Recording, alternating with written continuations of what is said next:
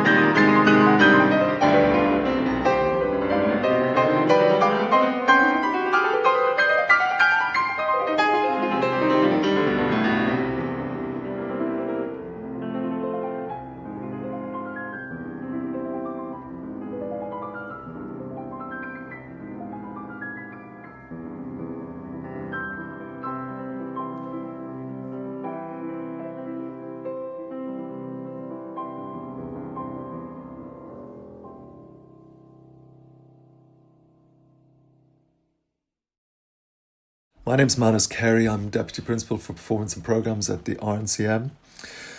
So we're coming to the end of our summer term and we've had an entirely online term. So we would have obviously had our performance programme in the building, and we've had the opportunity to completely recreate what would have happened in terms of our ensemble work and our performance work. And I think it's a huge credit to the staff who've managed to turn things around from when we went into lockdown on the 15th of March.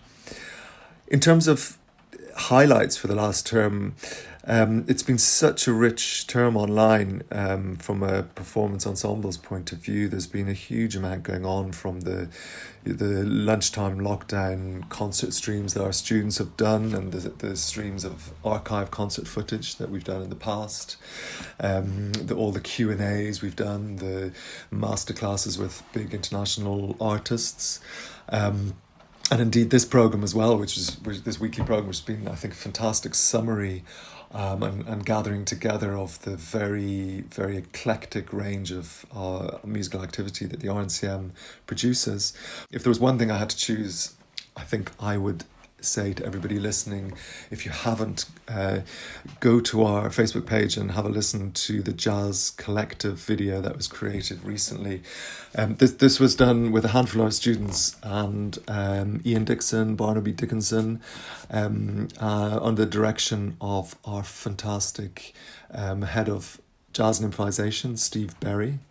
So group of students got together and they created this video of two pieces, one of which is Miles Davis' version of All Beat Blues, And it's a really slick video. It's got fantastic kaleidoscopic visuals, and I think it's a great example of how amazing this technology can be used to join together musicians who are placed in totally different locations. My name is Jenny Henley. I'm Director of Programmes at RNCM. I oversee learning and teaching within the junior programmes, the undergraduate programmes and the postgraduate taught programmes. Those are our master's degrees. I very much work behind the scenes, right in the mechanisms of the degree programmes. I only started at RNCM in October 2019, and it's interesting to think that, like our first years, undergraduate and postgraduate, and those who are in their first year of any of our junior programmes, by the time term starts next term in September, I will have spent more time working remotely for RNCM than I will have worked in person. So what are the highlights for me over the past term? Well, the biggest highlight has to be the Learning and Teaching Conference that was held on June the 25th, very recently. So the Learning and Teaching Conference is an annual event where everybody involved in teaching across RNCM come together and share, develop their practice. So this year I decided that I would put the theme as moving online and use it as an opportunity for colleagues to stop and think about all the work that they've done this year, and also thinking about moving forward into next year. So when colleagues started talking about what they'd achieved over the past year, I just want to share with you some of the highlights. So people were talking about how the technical team had been absolutely fantastic, and the scale of the operation to get everything online was quite inspiring. Student engagement has increased during this period, which was quite interesting, and this is across junior and senior programmes. There were people talking about how technology has been leading the pedagogy, but also how the pedagogy has helped to shape what technology we need. People were talking about how they were able to embed self-assessment into their work, which has been quite difficult in a face-to-face environment, but online it facilitated that really easily, and how people were able to think about group classes differently, and that had helped them to think creatively about how to work with students in groups. That led on to people talking about all the new ways of teaching that they've discovered. And then people were talking about how they were dealing with the music, but also dealing with the students in an emotional capacity, and really tapping into emotional support for the students within their teaching. People were talking about how our students are developing their critical skills, and how the responsibility for learning and ownership has very much been passed over to them, and they've thrived in this environment. So that conference for me really encapsulated the creativity, the innovation, the way tutors, staff, anybody teaching has had to problem solve some very, very difficult and challenging things in translating their pedagogy online. So what's happening next year? Well, we're carrying forward some of the good work into next year, but really crucially, we've offered the students the choice of whether they wish to remain away from RNCM and continue to work remotely until they feel happy to come back into college, and that means that we will have a mixture of remote and in-person learning. The academic studies side of the programme will be online throughout the autumn term, and then there'll be a gradual phasing into in-person teaching. So we've shifted around some of the content of those modules, so anything that's practically based will be towards the end of the year. We're really building on the fantastic creativity and this increase in student engagement. We're looking at the teaching that has inspired that increase in student engagement, and that's what we'll take forward. Really importantly, we're doing that with the students. So at the moment we're working on a plan to reopen our building, and we're planning to start letting some students on site into July. And one of the most important things that's going to happen later on in the summer is we have about 100 of our students who are doing their final recitals. So our operations team are working really hard on making the building fit and safe for those students to come back on site and to both have the space to practice and to prepare for those recitals, but also to get kind of psychologically and emotionally ready, because that'll be quite a big thing for those students to take part in. And so after those recitals have happened, then our new term will start on the 28th of September. And with present social distancing restrictions, we're obviously not going to be able to initially do everything on site. And so we're working on a plan at the moment whereby we'll make use of the fantastic technology for still doing some activity online, and then trying to get as much of our practical activity on site, so our one-to-one, some of our ensemble activity and all of that. So what are the positives? The positives for me, I think, is developing a really good, deep, working knowledge of what blended learning is. And blended learning is a bit of a weird term, and it can be applied at lots of different levels. So at programme level, a blended programme is when you might have a mixture of all face-to-face modules, in-person modules, or all online modules, or you might have modules that have a mixture of both in-person and remote learning. And these might be directed tasks where students are given tasks that they need to do in response to video podcasts or whatever, or they might be live Zoom teaching. So a blended module, at module level, a blended module would be a combination of some in-person classes and then these remote activities surrounding it. And then right down at class level, you might have a blended class where you would have some people in the building and then some people connecting through remotely. So for me, I think the real positives from this past term have been the coming together of the staff. That's been extraordinary to watch and has been an fantastic induction into RNCM and to see what the strengths of RNCM are. It's been the way the students have engaged with the online learning, and I've been very impressed with the students all the way through this whole situation. And then it's been that real deep and developed understanding, pedagogical understanding of what blended learning is. And we're also thinking through as well what our performance programme will look like, because it's clearly going to look very different to a normal autumn. We usually have a very, very busy programme, not only of student activity, but also all the activity that we promote, all the non-student activity as well as a public performance venue. So certainly initially in the autumn it's going to look very different from that. We're not going to have any audience on site. Our priority is very much getting our student activity, the educational side of what we're doing, on site. So we're in the middle of thinking about what performance could look like in that context. And I think it's an interesting example of where sometimes if you have reduced parameters, often it almost gives you a little bit more freedom to kind of think differently and think about what really is important for us to do. And there's a couple of things I guess we're talking about a lot.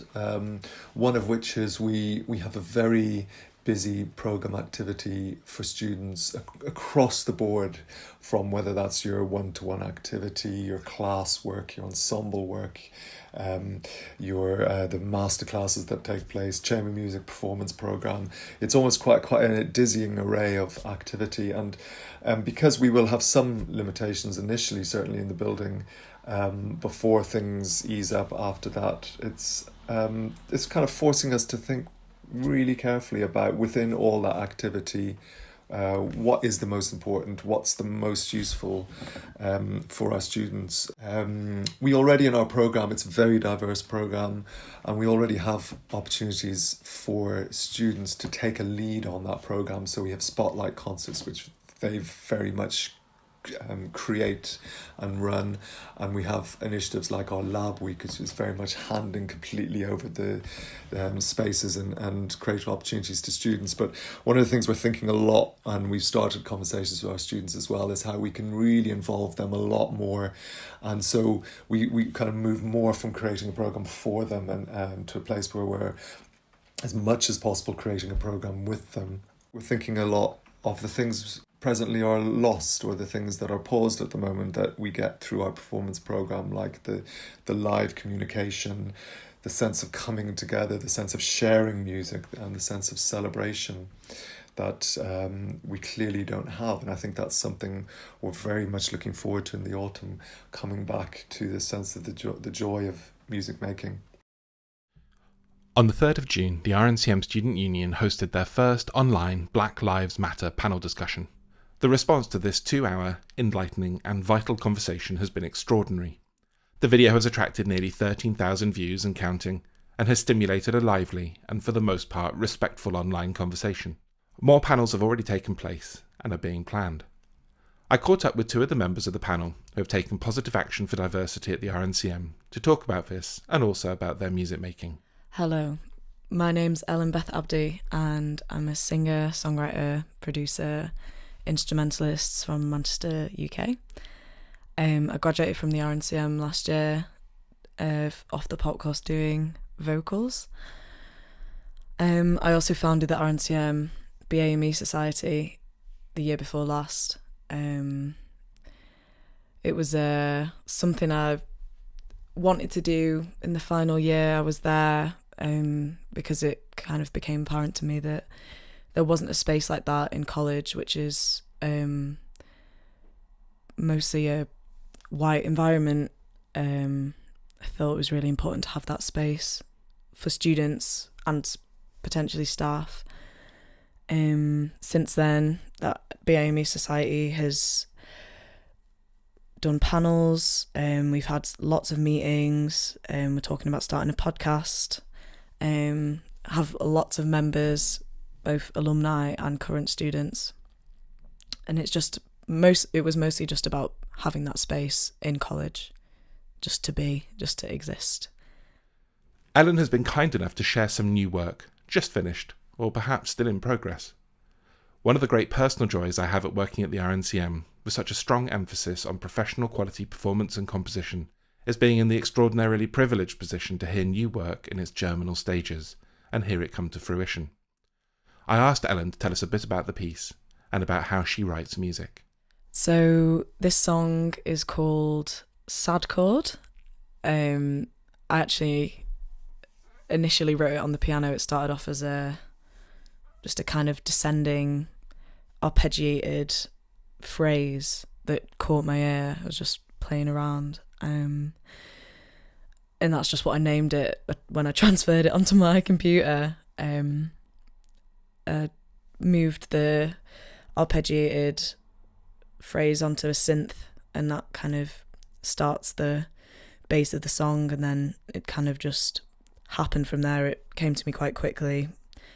So the way I write music, it kind of differs per song, but mostly I'll start off with melodies, and kind of grow outwards from the melody that catches my ear.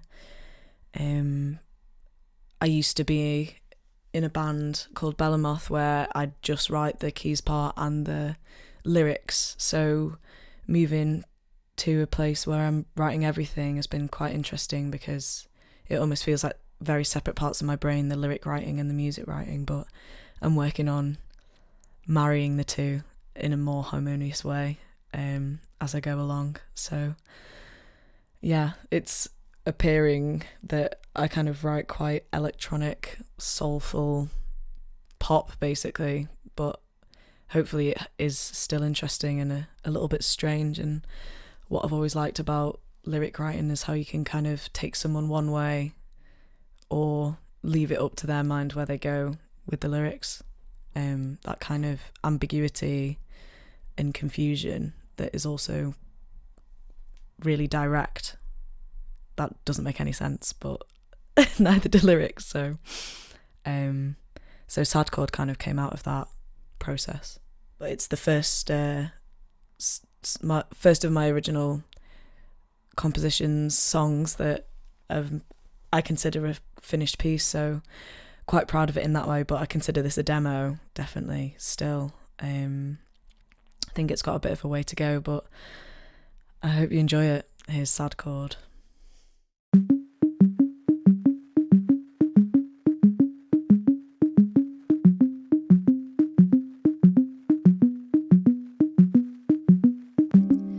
And you thought you had offended me that day. I don't care anyway.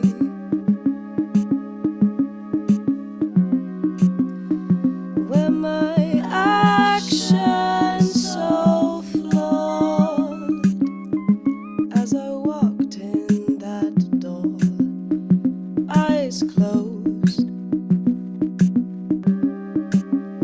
so shameless? Why waste it? You'll never say, come to me anytime. You know I've got fun for sale. Leave me in your pocket, I'll explode into your life like a tissue in a washing machine.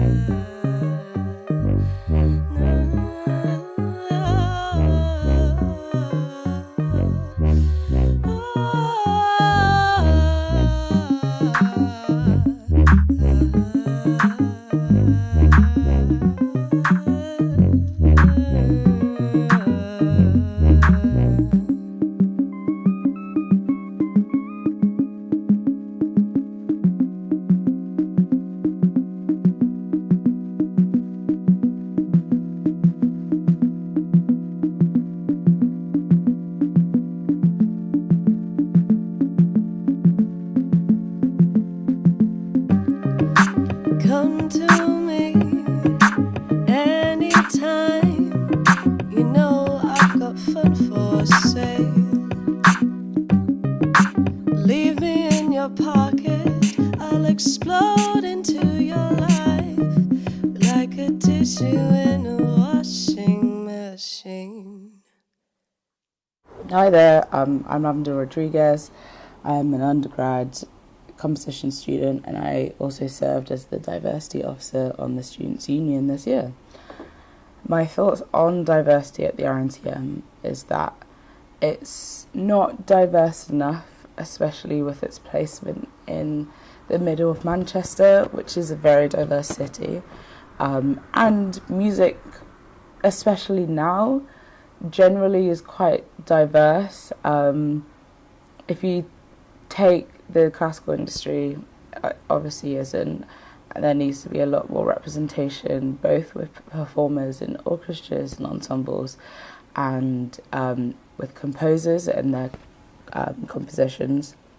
But a lot of music that you hear and a lot of music that gets performed outside of that as well is performed by Black people, or it stems from and is influenced by music originating in Black culture.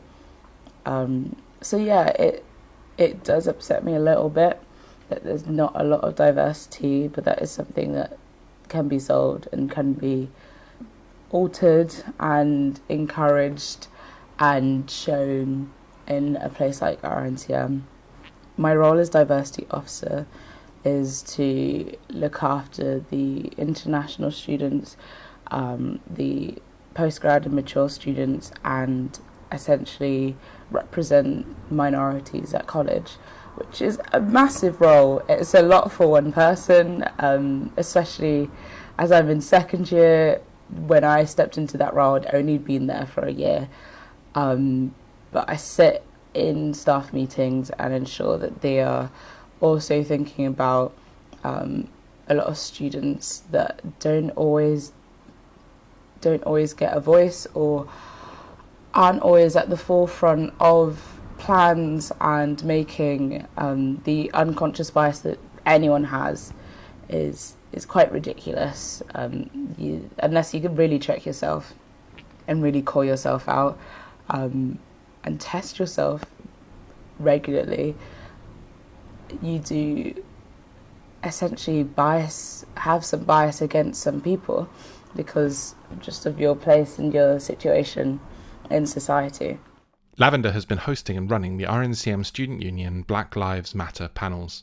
I asked her to elaborate a bit on her motivations and hopes for these. The Black Lives Matter panels that I've been running and will continue running hopefully soon were conversations that I wanted to have, particularly with RNCM, but with just the wider community, about Black students in a music college and what that's like, and also just our lives in general. Because I think, much like the Me Too movement, if you're not in that community, in that minority, you don't really understand the extent of how much you're affected in your day-to-day lives as a Black person or as a woman. And so it was a platform for a lot of us students to voice what we've gone throughout our entire lives, and also what happens in RNCM, and whether we're fully comfortable with the fact that there's actually not a lot of us at all. And it's a platform for staff and students and people in the music industry, and even further than that, to listen to that and understand that there is a deep-rooted problem. There is systematic racism, and we need to tackle that, and we need to help. Well, they need to help our community in feeling like our voice is heard, really. One of the good things about this movement, particularly now, is that we are making quite big strides, and I don't want that to end. So to those of you listening to this radio, if you haven't listened to the two panels that I've done already, that I've hosted, go to the Students' Union Facebook page, and they're up on there recorded. It was a live stream. I hopefully will have a staff one soon. But yeah, please go listen. Please do go and watch these panels. We'll be sharing some extracts from the first panel later on the show. As well as all her work promoting diversity at the RNCM, Lavender is a busy composition student. I was fascinated to hear about the range of different musics at play in her creative work. My music is interesting because I feel like I'm in this middle transitional ground of experimenting with techniques, compositional techniques, and moving in a direction where I'm kind of picking what techniques I want and picking genres of music that I find interesting and that I want, and melding them together. I come from a primarily classical background, but I've always wanted to do pop and singer-songwriter stuff. But I appreciate both, and it's kind of finding this middle ground between them where I can showcase all of my talent in one, rather than creating two egos and two separate worlds. We talked about two particular pieces that represent these very different worlds. One of them is a choral piece that I really enjoyed writing for the RNCM Chamber Choir this year. Yeah, I really enjoyed the simplistic journey of this piece, but I find it personally quite effective. And then in the second piece is a song called Apollo. Again, the lyrics are poetry. I worked with a poet called Susie Wilson. I really enjoy working with poems, if you can't tell from these two pieces. And that's more of a jazzy, electronic, chill vibe type thing. And I'm trying to meld these two worlds. I'm trying to meld classical, rich instrumentation, jazz, rhythmic elements. I really love ethnomusicology, but also with this singer-songwriter personality and electronics using Ableton and bass and good beats. I'm looking forward to hearing these two worlds come together over the next 2 years of Lavender's undergraduate studies. But for now, I'm delighted to be able to share her and Susie Wilson's Apollo.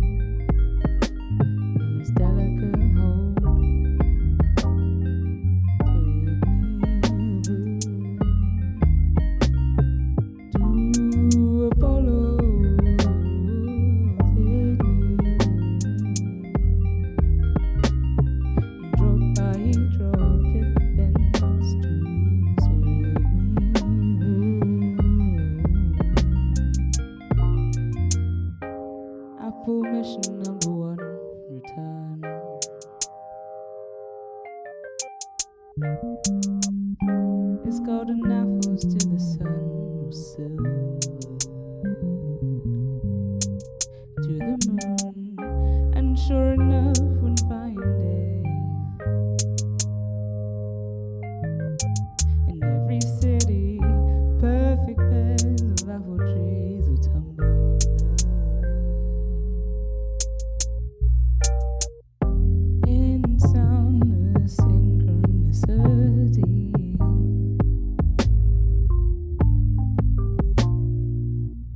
Into a diving pool of sky,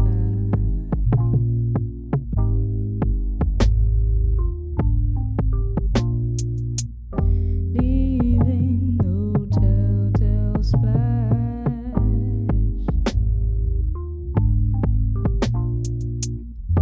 Just as finally opened my eyes, and the cargo rose.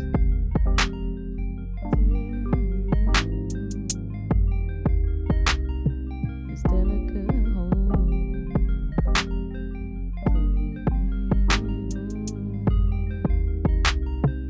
to Apollo, and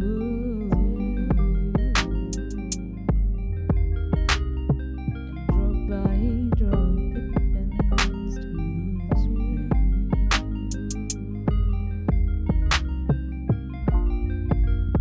What does my garden grow? What does my garden grow?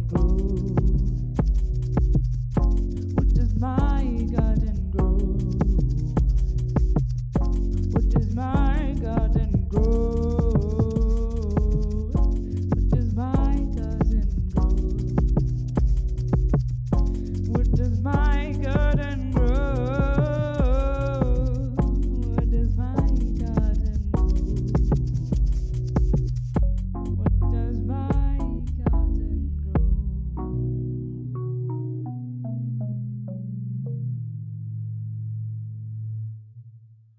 One of the students who's been working closely with RNCM Radio this term is Jack Sindel. He's been a student voice in our meetings and a pair of critical ears for the show. He has expertly taken on the rather daunting task of editing the 2-hour RNCM Student Union Black Lives Matters panel to a 10-minute overview and collage of the conversation. While not intended as a substitute for watching the panels, and it is, of course, impossible to cover everything in such a short amount of time, this will give you a great sense of the range and tone of this conversation. Hello, everybody. Thank you so much for joining us. Thank you so much to our SU team, our BAME students that have joined us, and Lavender for facilitating this. I think it's so important, and there's no time like the present to just start talking about it. Being completely honest, I kind of felt a bit nervous about this. I felt very nervous writing the SU statement, and I think that says a lot. I think it shows how uneducated we are, that I was worried about saying the wrong thing, and it also shows that we're not talking about it enough, and that we're not in a stage where we can be open about it yet. So I think for me, this whole discussion, reading, especially whilst we're in lockdown, we've got time to do it. It's just so important and so valuable. Well, my topic, I wanted to kind of talk about conservatoires and what we can actually do, especially in the classical music industry, I think, to be more inclusive and diverse. And I thought I'd actually start with a really interesting article that I read earlier today, which was from Wonky. It's like a magazine that's sent out to student unions and things like that. And I'll just read out a little quote from it. It says, "Stop using students to celebrate diversity whilst excluding them from decision making. You can't wheel out your Afro-Caribbean society, your Islamic society, or your Black students campaign for open days and prospectuses, but then ignore them when they raise concerns and expect anything other than the social media backlash we witnessed this week. If these groups were placed front and centre in universities' decision making, then I think it would make commitments to diversity real." And I'd firstly like to acknowledge that I do think the RNCM trying their best. We have a Equality and Diversity Committee, which both myself and Lav sit on. The main thing that I kind of wanted to discuss with everybody is the fact that I think for most of us, in a very white middle class environment, how we kind of guessing, we're doing what we can, and there's no denying that college acknowledge that we've got a long way to go, and I love the fact that they're really open about that. But how do we really know unless we speak to people actually in that position?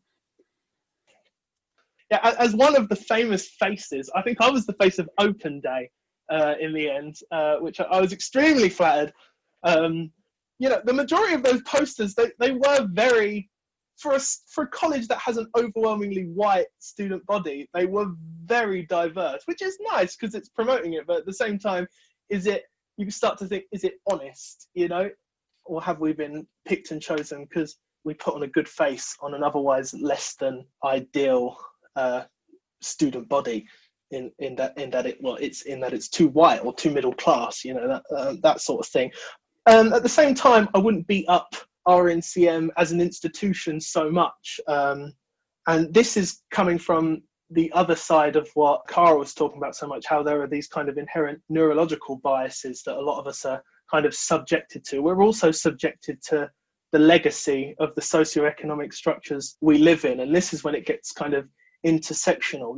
Class has a massive part to play in the history of racial oppression and the lack of emancipation Black communities and any marginalised community is held to face. The big reason a lot of I got to get this right. I don't want to offend anyone. The big reason a lot of the student body might be overwhelmingly white, or the staff, the body of tutors, and that sort of thing. It's not just down to single weird individual racist acts. It's down to a fact that Black people are substantially, generally poorer. The ghettoization of Black communities, through housing and where we live, all this sort of kind of economic superstructure sits around us. And classical music is, notoriously an expensive thing to get into. It takes a lot of extra tutors. I think of myself as lucky that I was able to get a piano teacher when I was younger and this sort of thing. On the point of Ellie's question, the way RNCM chooses to promote itself, it's well intended, but I don't know, something just doesn't quite sit right. You're just a bit like, this is fishy. Why is everyone Black around me in the photo shoot and everyone in the refectory is pretty much white? It's a weird discrimination, positive discrimination, but you feel othered. You feel othered nonetheless. I just wanted to get people's views on their experiences of the education that they received from particularly their primary schools, because through talking to Nicole about this, I learned that she didn't have a Black History Month at her school, and I did. Like, I was lucky to be in a school that did actively teach about diverse cultures, but it was always limited to those months, or it was always limited to the one dance lesson that we'd have, or there was no sort of like solid curriculum that I'd get examined on this. And then I did GCSE history and I did A-level history, and there was no, it was all white history. And any of the Black history that I learned about was basically 3 events that they pinpointed and said, these were when oppression was tackled. And so in my head, that was when it, like, the big issues ended. And that's ludicrous. And also, all of the examples that I were given happened in America. Didn't happen here. Like, no one gets taught about that. So I just wanted to get you guys' thoughts and experiences on that. From a young age, it makes sense to integrate Black history education, because when you get to 21 and have very little idea of where you came from and who your people are and what your culture is, and you're kind of like, okay, well, why don't I know this? I can tell you about Henry VIII and all of the people that he divorced and murdered because he felt like it. I can tell you about Queen Victoria. I can tell you about, you know, the atrocities that the Americans committed. Like, I can tell you about that. But as to, like, outside of, you know, Black people were slaves, outside of that, there is nothing that is built into the education system to say, okay, well, this is where you came from. Like, this is, you have to remember, like, people were stolen from their country of origin, and that history has been completely erased. And it causes a lot of unrest then when this conversation comes up in the future, because a lot of people have been saying, okay, well, how can I help and how can I educate myself? And I'm like, I'm on a very similar journey to you with that, with regards to that, because growing up in Britain, we had very similar educations. Really well said, Nicole. You know, I think it's really important to mention that you guys are talking about not really having much Black history education. It's not an accident, you know what I mean? It's not an accident that there's no Black history education. There's no real colonial history education in the UK. It's because the UK was an extremely destructive empire that decimated populations and pillaged a lot of the world. It's a very high percentage that England essentially ravaged. So, you know, it doesn't look, you can't paint that nicely in a history book, so they just leave it out. So that's, you know, it's one of the main reasons we don't really know about colonial history, is because it's atrocious, and the people writing the history books, the winners, you know, it's like the people pick and choose what they put in history books, you know. Could it be an idea where the BAME Society could collaborate with a college or the Students' Union to give them like outreach possibilities, so the society could go to primary schools and, you know, talk about what they do at the music conservatoires, so that they kind of feel that someone from similar backgrounds to them, you know, that they can like achieve the same things as them, if that makes any sense.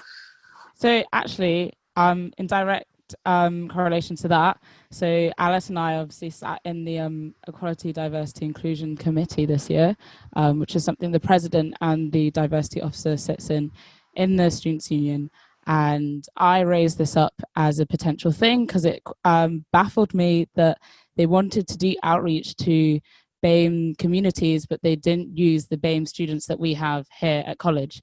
And I was a bit like, why are you not giving me anything to do to inspire younger children that this is a viable route for them and that is completely plausible, it's doable, as it is with any other kid that they see in their class. So this is actually being done at the moment. I am working with Manus to create an outreach program and get a lot of us in this chat and some others to go into schools and inspire them. But thank you all. I'm so glad that we were all present here for such a wonderful discussion. If you'd also like to be part of this chat, as I said before, please message us and I'm sure we can sort that out. Thank you all for joining in. You've been listening to Lavender Rodriguez, Ellie Lee, Alice Flannery, Cara Horton, Benjamin Pinto, Ruth Owens, Keelan Carew, Ellie Clapperton, Ellen Beth Abdi and Nicole Batic talking on the first RNCM Black Lives Matter discussion panel, edited by Jack Sindel. Last week I also spoke with world-class singer, teacher and workshop leader Michael Harper, who is a member of the RNCM vocal tutor team. As well as his numerous musical accolades, he is an experienced diversity workshop facilitator. I asked him what he would like to hear in terms of the diversity conversation at the RNCM. What I would like is that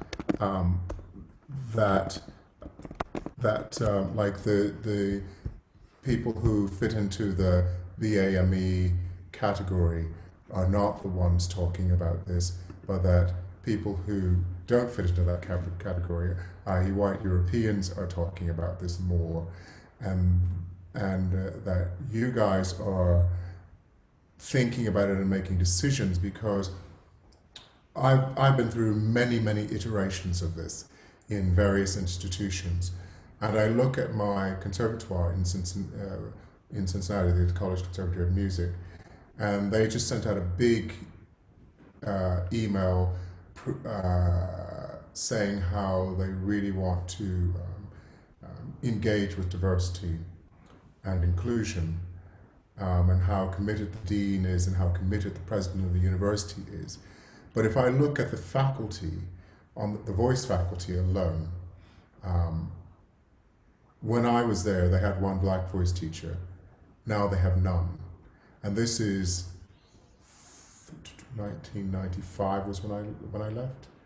So that, that tells me a lot, that if they were so devoted to and committed to it, why hasn't anything changed? And I think that we really, in order to make fundamental changes, we have to look at the way we think fundamentally. And if that way is just looking at the people we know to make those decisions, then those decisions are never going to change, because the people we know abide by a certain paradigm. And I think that we need to shift those paradigms. There was a conference that was going to happen in University of Bangor, and I think it was, one of the sponsors was Miranda Kaufman, who wrote the book Black Tudors. And I was thinking of writing a paper for that called Exploding the Canon. And Louise Toppin talked about that as well. Because I think, the canon is something quite tight and packed, and we don't allow anything to get into that canon that shouldn't go in there. And I think we need to put something in there that not only shoots a cannonball, but breaks the canon itself apart. Michael's own work leads the way in promoting musical diversity. The area where I'm working is in art songs by Black, British and African American composers. Now, I even have difficulty with the terms that I use, because one composer that I worked with said, if you said to some of my friends back home that I was a Black British composer, they would just laugh at you. First of all, I'm from this island and I'm not British. Secondly, they would look at me and say that I'm not Black. And it's funny because she has quite a lot of different heritages. And so I think it's finding the language around this brave new world is quite an interesting challenge as well, because I would rather that the construct were not there at all. So the work that I'm doing is trying to promote these composers who don't oftentimes get on the platform. Even if you think about Samuel Coleridge Taylor, one of the most important composers of the early 20th century, after Handel and Handel's Messiah and Mendelssohn's Elijah, Hiawatha's Wedding Feast was probably the most performed piece in the whole country. And it was performed a lot in the States. There were Samuel Coleridge Taylor societies in the States.